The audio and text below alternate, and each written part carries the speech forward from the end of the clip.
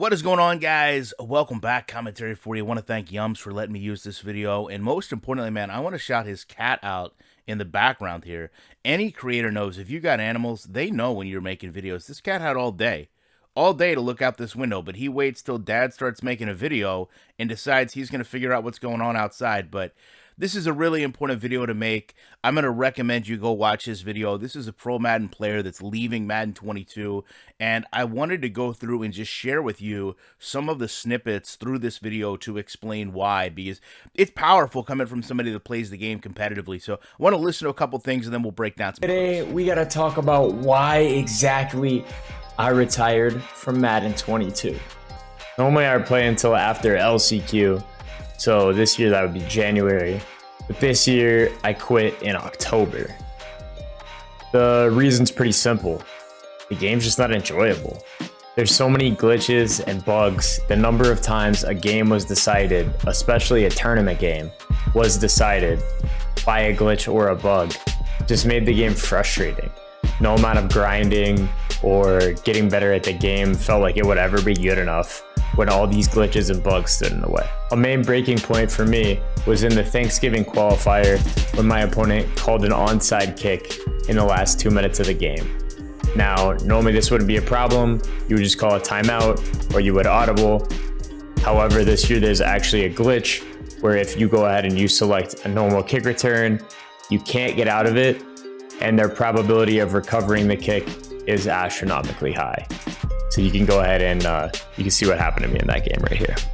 So one of the things I really appreciate that he does is not only show his gameplay, but he's also going to share other people's gameplay. And I think it's interesting when you watch this, you hear the passion in his voice, you hear the frustration in his voice, because this is a guy that approaches this from a much different perspective. He looks at these tournaments as opportunities for him to make a living, to place in these tournaments, win these tournaments, and support his life and family through a video game. And he should have that opportunity. He should have that capacity. I think EA sells a lot of that dream to people, but it's interesting when you go back and look and see, he's not only willing to sit here and show the fact that he lost this game based on a glitch, but also go and show others that have issues. And he says, go and look on Competitive Gameplay Tournament Day at Twitter, at YouTube, and you'll see all these game-plaguing issues showcasing themselves within these games. And to me, this is an indictment for where this game is against where it should be. And I'm not a big competitive gamer, so it's not as if I sit around and watch this. I mean, a lot of the clips that I get from people show game issues, but I really personally did not realize how many of these issues impact these players competitively playing Madden. And not only that, when he showcases all this, not only his issues, but other people's issues, it's so refreshing to me to hear the conclusion that he draws as to why this game is so bad. I think a lot of people like to separate the competitive gamer from the simulation gamer, but I assure you, watching this video, you'll realize we have a lot of things in common with each other, because the game is broken on fundamental levels that impact everyone that picks up a controller. So I want you to let him talk about why he sees issues in this game. I mean, year after year, we're greeted with glitchy release, which is overpatched, and then they give up on halfway through the year, only to move on to the next title. I mean, if you're a franchise gamer, if you're a simulation gamer, you know that is 100% accurate. You know, I mean, look at where we are now. We're in January. We're in February. Still no updates for franchise mode. You know, that to me shows that they feel the same exact way we do as far as getting, essentially, not to put words in his mouth because he says it so eloquently, but an incomplete product that then has to be attempted to be band-aided and fixed, broken in the process, and then halfway through the year, they have no choice but to walk away and start working on the next game, because the NFL exclusivity agreement makes sure that they maintain a yearly release each and every year. And EA just doesn't seem up to the task of doing that. So he goes on here to talk about where he feels like this goes wrong and the issues he has with EA as a whole. EA seems unwilling to hire more developers to make sure that the product is polished. I mean, the development team doesn't even listen. We're greeted with features like halftime adjustments, when things like practice mode and MUT we've been begging for years. Oh, by the way, halftime adjustments, not even in the game. They didn't work, so even though it was a selling point of the game, they took them out. I mean, again, if you're buying this game for simulation football, if you're looking back at 2K5, 2K8, Backbreaker, other games in the marketplace, that speaks to you, right?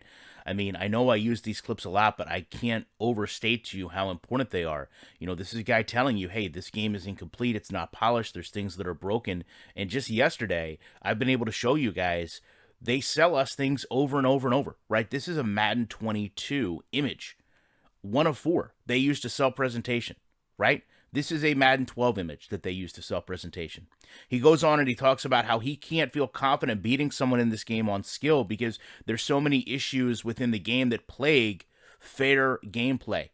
Animation dependency, things we talk about a lot. He shows, again, more examples of issues that he's had in the game. This is exactly what EA should be listening to the most, because it's not just words, it's also visuals. So he goes on and talks about how he sees this being fixed, who he blames, and what EA needs to do to make a better product. The biggest thing is that they have to listen to the players. We need new features, and new features in modes that we care about. Not the yard, not face of the franchise. People want new features in franchise mode and new features in Ultimate Team. The modes that they've spent years playing and that they want to continue to spend years playing. EA Sports and Clint Oldenburg have to do better. I mean, if they expect us to keep putting our money in, they need to do the same. Madden 22 is inexcusable for being the #3 best-selling game in the US. You can't sell the game on features that aren't even in the game. I mean, there you go, guys. Throw up your hands and say, listen to the players, improve the modes that we play, no Rugrats, no Ninja Turtles, give us features and functions that work, and do better. Take accountability.